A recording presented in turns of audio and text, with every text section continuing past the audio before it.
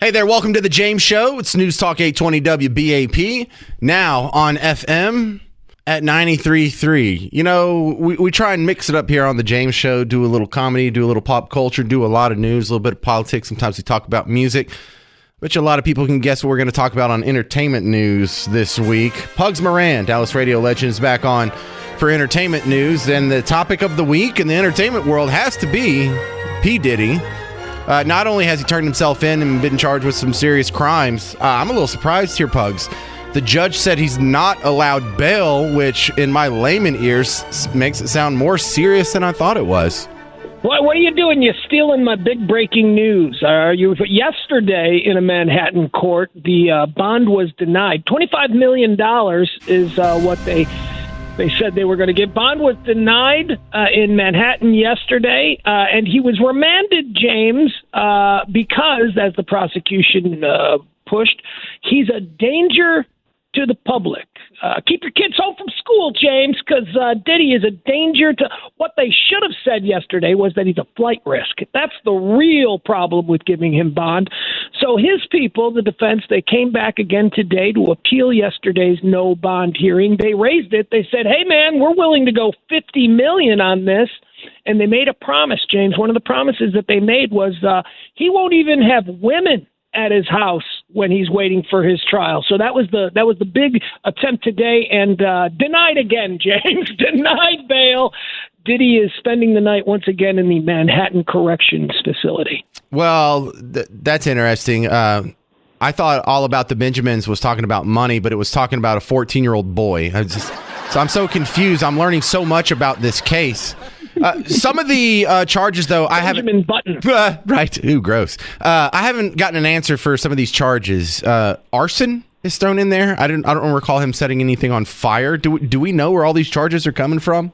I don't understand. I saw the arson charge as well. I don't know. I haven't gone through the entire filing. I've looked at some of the, what's been published. I see this as this is essentially... Look, as far as I'm concerned, James, and I won't go on a rant. It's your show, but what he's being accused of, at least insofar as the depraved behavior that I think we've all been shocked by, isn't that rock and roll? I mean, are we ready to throw handcuffs on Robert Plant? Are we going to bring in the entirety of Motley Crue? I mean, the sex parties and all that stuff, that doesn't move the needle for me because I just thought we were all, well, that's what rock stars do. That's how they live. But you're right. There's a number of other things. There's a couple of gun charges in here. There is an arson charge. There is kidnapping, intimidation. Yeah, there's bribery. But the kidnapping, I can explain. The kidnapping is just whenever you look. I'll put it to you this way. I mean, were the girls that were acting as groupies for Led Zeppelin when they were drugged and not allowed to leave the tour? Were they being kidnapped as well? I would say yeah. But back then we didn't call it that. We call it now. This depraved and debauched, over-the-top behavior is what millionaire 20-somethings have been doing since the dawn of the age of rock and roll. And Diddy is he's not that. He's older, but the behavior doesn't surprise me.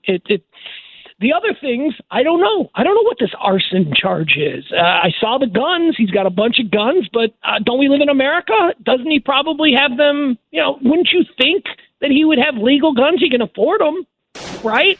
And he's a rapper. I think they issue guns with your contract. Yeah. It's part of the kit that you get when you become a... And is he a rapper? That's the other thing. I don't know what this guy is. Oh, definitely. He counts as a rapper. Business. No, he's not. He's a side guy. He's a music business entrepreneur. That's what he is. He's not Jay-Z. He's not Biggie. I mean, that's... Well, he's not a great accomplished rapper, but he's had a lot of hits, All About the Benjamins, that whole Victory album, right. I'll Be Missing You and all that crap. Is that him, or is that him just as the executive producer and record label guy taking the talent of other people to promote himself.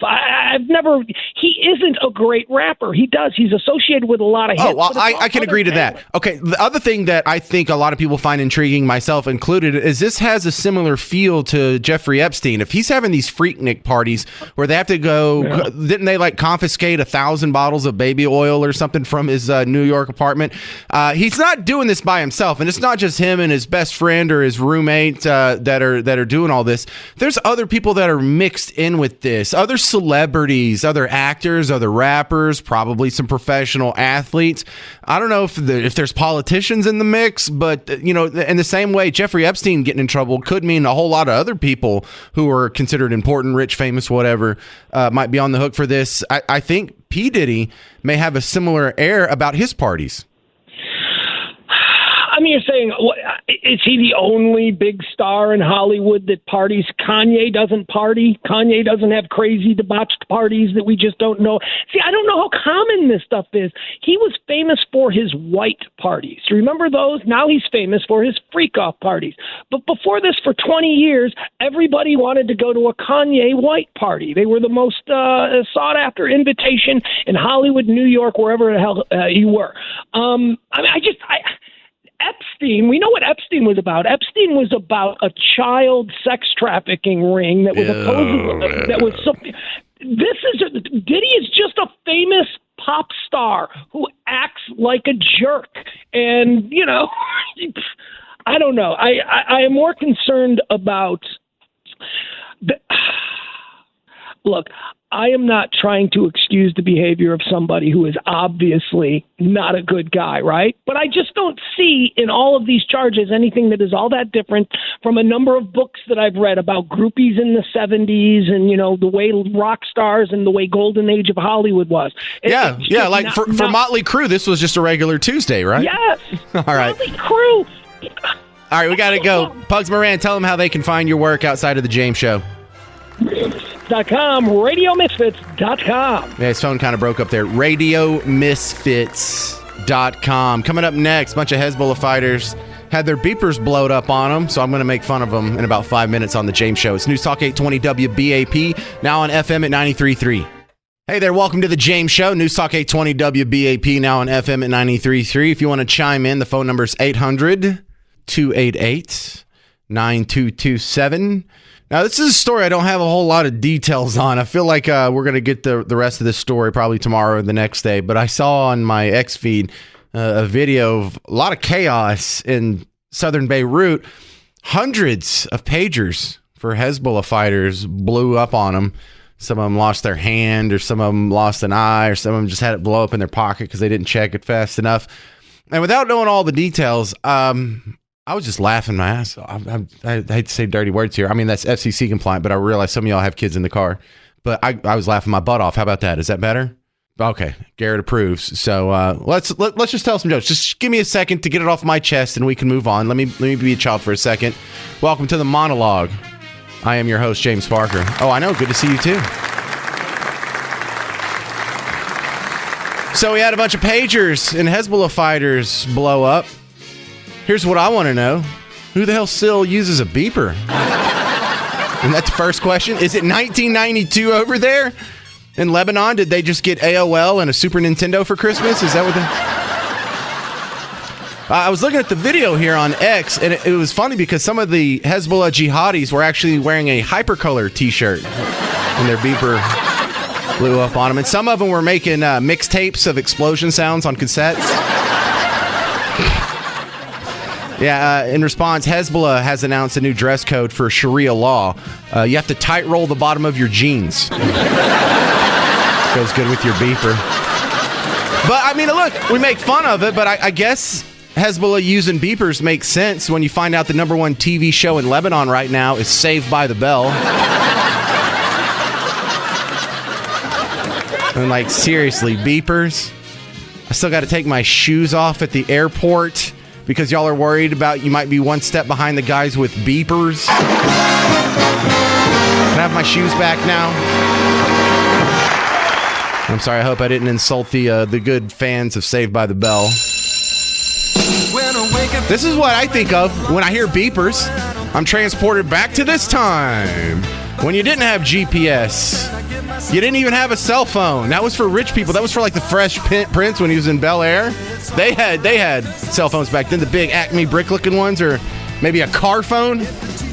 Beepers. Who are these people? The other thing that you're going to love me for is I'm the guy who got that stupid eating the dogs and cats song stuck in your head earlier this week. And it's gone even crazier than that. Springfield, they're eating the dogs.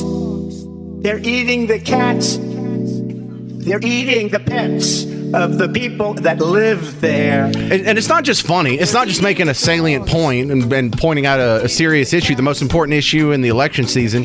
It's like actually good music. It's a good song. I could listen to this. If this came on when I was driving down the road on the radio, I wouldn't turn the channel. Please don't eat my cats. Why would you do that? Eat something else. Well, I found something that might be even more talented, and you haven't heard this yet. And I've heard this on other radio stations, so don't think this is inappropriate. I'm going to call the FCC and get this guy in trouble. No, you're not. It's fine. Someone finally made a good parody song about Tampon Tim, Tim Walz. It's from a guy named Chance McLean. Tell me this isn't a good song. A little rough, but good. And talented. Like, this is good music. Grade school boys and grade school girls all need tampons all over the world. Once a month, their front holes bleed. There's just one thing they need. Front when holes. you think about tampons, think Tampon Tim. When you think about tampons, think Tampon Tim. Tampon, tampon, tampon Tim. Little white torpedoes from a cotton gin. Tampon, tampon, tampon Tim. Have a tampon party with all your friends. When you think about tampons, think Tampon Tim. When you think about tampons, think Tampon Tim. Those are good harmonies. When you think about tampons, think Tampon Tim. Tampon Tim, Tampon Tim, Tampon Tim. Is this Doreen, North Richland Hills? You're on WBAP. What do you think? Well, first of all, the monologues were hilarious, and I had to stifle a laugh myself about the exploding pagers. I also think the Tampon Tim song is not nearly as much as eating the dogs and eating the cats. But at any rate, that's not why I called. Okay, you got a little over a minute. Go. Oh, okay. Well, I have family members who are Democrats, and they really think that Trump really is Hitler. And so they really think if back in the day someone had a chance to kill Hitler, now they would be looked upon as complete heroes. Right. It's the old Voltaire quote. Once you get people to believe absurdities, you can get them to commit atrocities. Yeah, you couldn't get them to kill a normal person, but once you can convince them Trump's Hitler, then yes. He's a monster. Yeah, the ethical boundaries are off. You know it. All right, so what's wrong with your family that they really think he's Hitler? Are they just listen to the TV? What's their problem? They're from Chicago. Oh, well, that's a decent explanation, actually. That's all we needed to know. All right. Yeah, well, I got the text as soon as I could, okay? Thank you. Thank you very much, Doreen. I know them. I have very close friends. My former roommates that are a married couple now. The woman, the wife, absolutely thinks he's Hitler. Hates that I do what I do. She's surprised that we can still be friends. I'm not surprised. I have a bunch of loony friends. I'm quite used to it. Thank you very much. All right, 48 days until the election. Keep it on the James Show. We will keep you abreast on every step of the way, and then, of course, in the results afterwards. And if you need more James Show action, the podcast lives on WBAP.com and the WBAP app. But I've noticed about 30% of you are getting it from other apps. That's okay. Just wherever you find it. The James Show. Check out the podcast. Tell someone about the show so I can grow this thing. I have 4 kids, and I need your help. I don't want to get fired. So help me grow the show. Be a cheerleader. Tell someone about the show. Thank you. I'm James Parker. Stick around. Mark Levin's up next. It's News Talk 820 WBAP, now on FM at 93.3. Hey there, all you beautiful Texans. Welcome back to the James Show. It's News Talk 820 WBAP, now on FM at 93.3. Yeah, let's go. So the Fed cuts rates today. If the economy's doing so good, why does the Fed need to cut rates? What? I thought we were doing good. I thought the economy was strong. And just like the the other arguments, if if the economy is doing so good, why are you promoting price controls? If the economy is doing so good, why are you promising to fix it? Well, it's more than just that. We saw after the rates got cut right before the James show started, the stock market kind of went up a little bit and finished down. If you're thinking, well, maybe this will be good for mortgage interest rates. Well, when you woke up this morning, your mortgage rates were already at a 2-year low. So what is going to happen? My next guest will have a little insight in that. Bill Dindy's back on the James show. Welcome back, Bill Dindy. Where do you think we go from here? Well, it's great to be with you. And I think that most people anticipate the Fed to continue to cut rates because rarely do they just cut and be done. They may wait for a while. But the idea is that it's a march towards the 2 to 3% interest rates that we had 5 years ago. And so this big cut, and it was 0.5%, that's a big cut. We've only seen a cut that large. Last time we saw it was like 2008 during the Great Recession there. So what we've seen is a very aggressive rate cut here. Most people were expecting only a 25 basis point or a 0.25% cut, and we got twice that. And, the market would normally applaud that. They'd be very excited to get that cut. And we've had so much run up on the anticipation that the Fed's going to start lowering rates. But as you saw, the market, the Dow Jones ended up down for the day. And that's because people started saying, wait a minute, why are they cutting rates if everything's okay? Maybe things aren't really okay. And Powell, after the meeting, was saying, no, we don't have that expectation that things are not good, but there are some saying that maybe the Fed waited too long to start cutting rates. Yeah, well, they had chummed the water all year by saying, well, you can expect 3 rate cuts this year, and here we are to September, and we hadn't gotten one yet, and so it's not only baked in the cake, I think it might be a little overcooked. Well, it's kind of interesting that we waited because the Fed said that they're not sure inflation was under control, but what tends to happen is you get a big rate cut like this, and a lot of people who are putting off buying a house because mortgage rates were too high or buying that new car because interest rates were higher now see this drop and they suddenly go out and start buying, which creates demand, and that demand creates inflation, which is just the thing we were trying to get rid of. And so there are those that say, well, gosh, why would we do a 0.5%? And there's always going to be second guessing no matter what is done, but it does tend to favor the markets going forward. Both the bond markets and stock markets have been up this year. Interest rates being lower is great for consumers, but for those retirees who are living on their fixed income, they're going to see their CD rates go down and their bond rates go down. And there's a lot of argument over what is that right rate of return. But we did see rates go up to levels that we had not seen for over 20 years. And where we were for Fed funds rate was historically at a very high level. I thought inflation was supposed to be transitory, Bill Dindy. He didn't address that in today's statement. And transitory, it's kind of an interesting argument because after COVID, people were suddenly released to go spend their money, and we had all this glut of funds, and we thought that, that might not last forever, that it's going to go away soon, but it didn't. And the irony of the whole thing is high inflation is usually a sign that people are consuming, they're buying, that people are doing well. Unemployment rates were at historical lows. And so people feel confident and they're spending money. That all sounds so positive, yet the negative outcome of that is the higher inflation rates.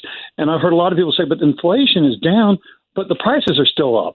And, the challenge of that is just because inflation has slowed down doesn't mean the prices have deflated. It just means they're not going up as fast. Right. And so there are a lot of people who are still struggling trying to get their lifestyle that they've gotten used to with the higher costs that things are costing if they haven't had their wages go up as well. Yeah, don't ever expect the dollar menu to come back at your favorite fast food place. That's just not happening. Bill Dindy, what about the super cynical part of me that says the timing of this is very suspect? We're 48 days away from an election and they do a double rate cut.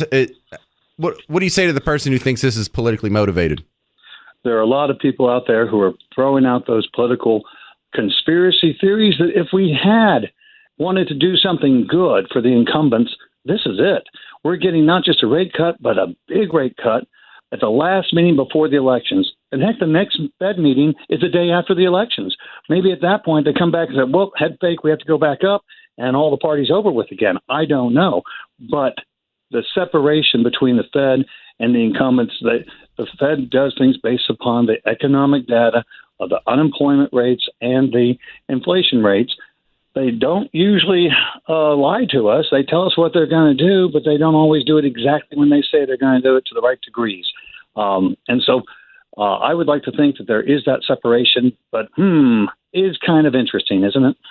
Yeah, I'm totally cynical in that regard, and I think that it's more than a coincidence that it's politically convenient. But Bill Dindy, if I'm asking you for your financial advice, I'll give you a call at the office, and I'm your client, and I say, what do I do?